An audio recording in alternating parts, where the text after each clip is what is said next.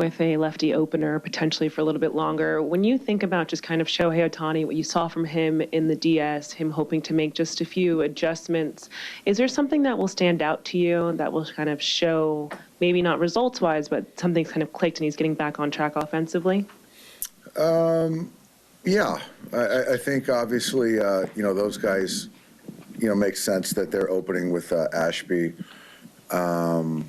I think as far as Shohei, I think just have a consistent approach. The Phillies, they pitched him tough. We expect these guys going to do the same thing.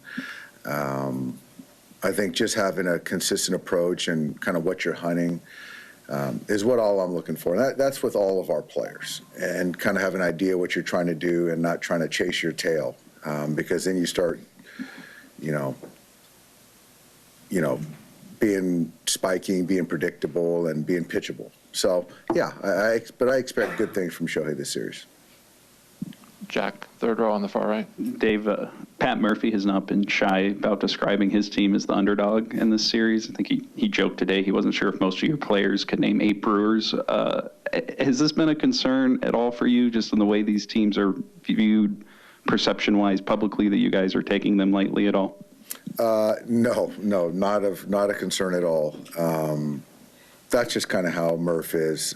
He tries to get in the psyche, and he's telling his team the opposite, right, in the clubhouse behind closed doors. So we know the act. He's going to have his guys prepared, but no, we're prepared. We're playing good baseball, and we expect the same out of those guys. And all that, the talk isn't going to really factor in on, once the game starts. And then teams make a lot of errors against these guys with the way they play. What is it about what they do that kind of leads to that? And how do you guys kind of get your guys prepared to try to avoid some of that defensively? I think what it starts with is they give a hard 90. They run hard. They give a good effort. They try to be opportunistic on the bases, take the extra base. The batter runner is always aggressive as a trail runner. And so with that, it puts a little bit more pressure on the defense to be sure-handed, to be a little bit quicker. And so we're certainly prepared for that and understand that's how they play, and that's the way you're supposed to play. Sonia, second row. Dave, what was kind of behind the decision to add Kasparius and then remove Rushing from the roster? With the rushing piece, we felt that Will is in a good spot to feel that we don't need to protect him to have a third catcher. With Ben, we just felt that having another right-hander to sort of be able to, take down a certain part of their lineup if needed. And Ben was pitching the World Series last year, so he's got some experience as well. With Ben, do you think that not only the minor league stint, but maybe having a little more downtime these past couple weeks can help him get back to where he was first couple months of the season? I think so. Yeah, he's throwing the baseball really well. We've seen it in the lives, and started off well. Then it kind of hit a lull towards the end of the season. But going to the minors and working on his delivery, the confidence, all that stuff, he's taken it and run, and he's in a good spot right now. Anthony in the front row. How do you anticipate using Kershaw this series? I think with Clayton, I feel that you can use him against lefties, righties. I would say potentially it's a multi-inning situation. I don't really know the leverage plus or minus, but yeah, he's going to be available for whatever is asked of him. Let's go up to Bill and then Jason, both in the fourth row. Yeah, Dave, they opened with their closer in Game 5 against the Cubs, an opener now. You're probably going to see some more openers during this series. How unpredictable are they pitching-wise, and what challenges does that create? I think it's not unpredictable because I think that, the strength of this team currently is their pen. So how do they take down as many outs from their pen as possible is probably their MO. So it's not unpredictable. We're expecting it.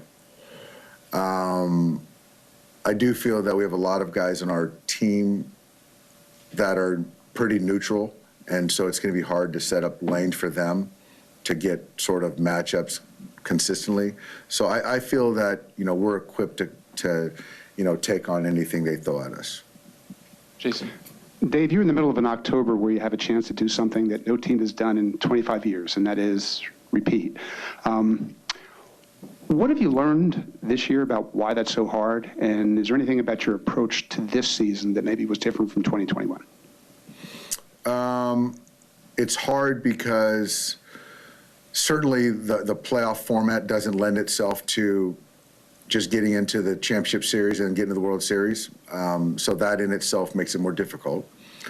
The other part of it is hard is, getting guys to play their best baseball at the right time and to keep guys, playing at a high level for 162 to get to the postseason, to then give yourself a chance to win 11 or this year 13 games in October.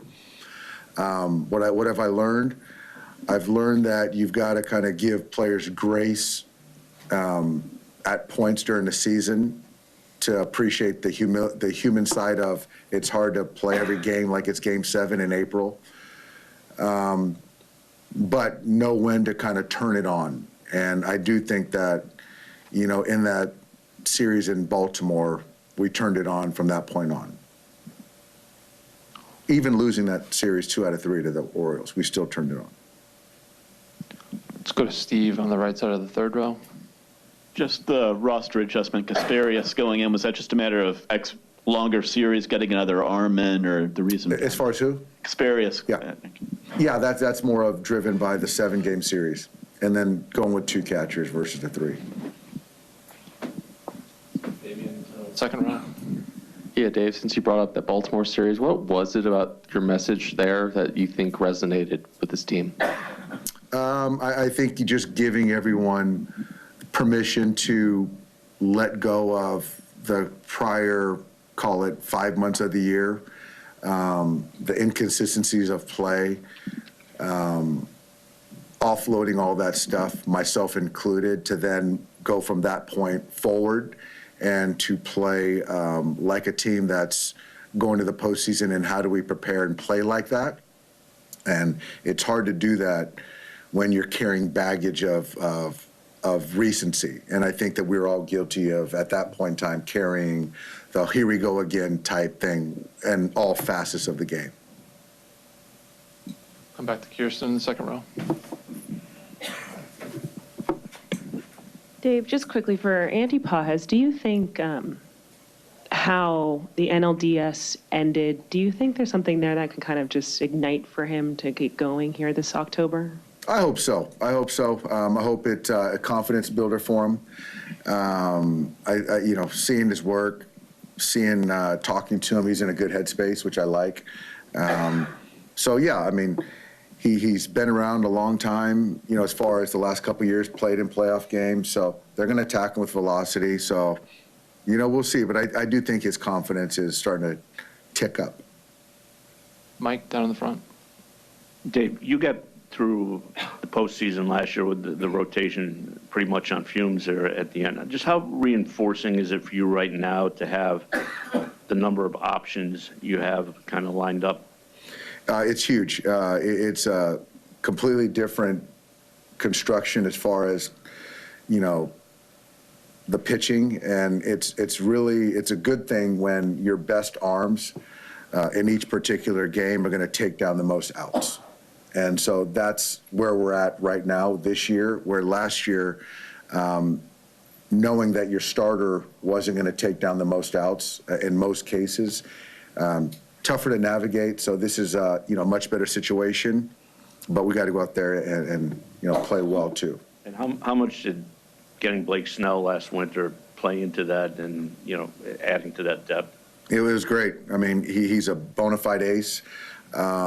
Having him take the ball, feeling that he's always essentially going to be the best option on the mound.